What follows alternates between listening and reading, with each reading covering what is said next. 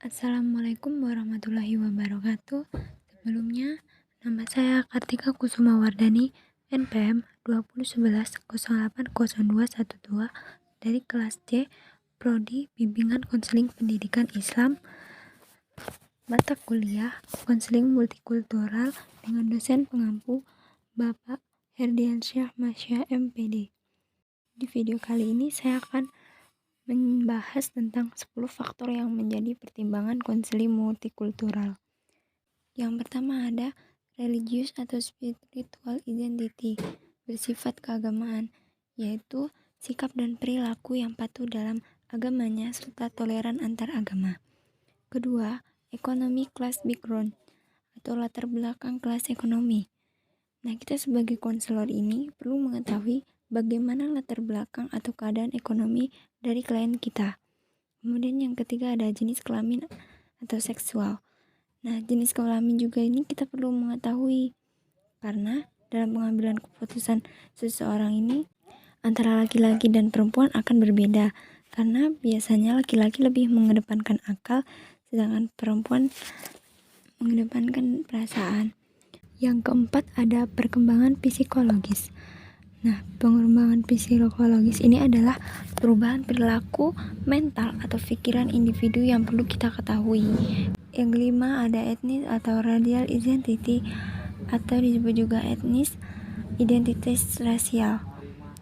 Kita perlu mengetahui bagaimana prinsip budaya konseli, kemudian nilai-nilai yang dianutnya juga. Kemudian yang selanjutnya ada disposisi kronologis.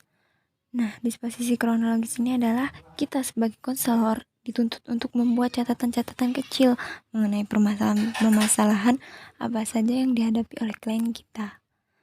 Nah, kemudian yang ketujuh ada trauma dan ancaman.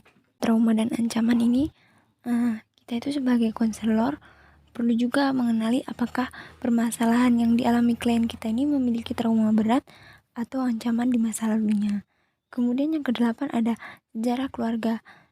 Tak lupa juga kita sebagai konselor perlu mengenali bagaimana riwayat keluarganya melalui cara wawancara ataupun observasi pada keluarga terdekatnya. Kemudian yang 9 ada keunikan karakteristik psikis.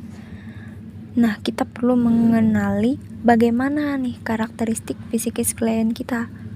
Karena setiap orang itu memiliki karakteristik yang berbeda-beda. Dan yang terakhir atau yang ke-10 ada bahasa dan lokasi tempat tinggal. Misalnya nih, ada orang yang tinggal di pegunungan. Biasanya kan suaranya lantang, maka akan berbeda dengan seorang yang tinggal di kota. Sehingga kita tuh di sini sebagai konselor dituntut untuk bisa menghilangkan perbedaan itu ketika sedang melakukan konseling. Sekian penjelasan dari 10 faktor yang menjadi pertimbangan konseling multikultural yang dapat saya sampaikan. Semoga bermanfaat. Wassalamualaikum warahmatullahi wabarakatuh.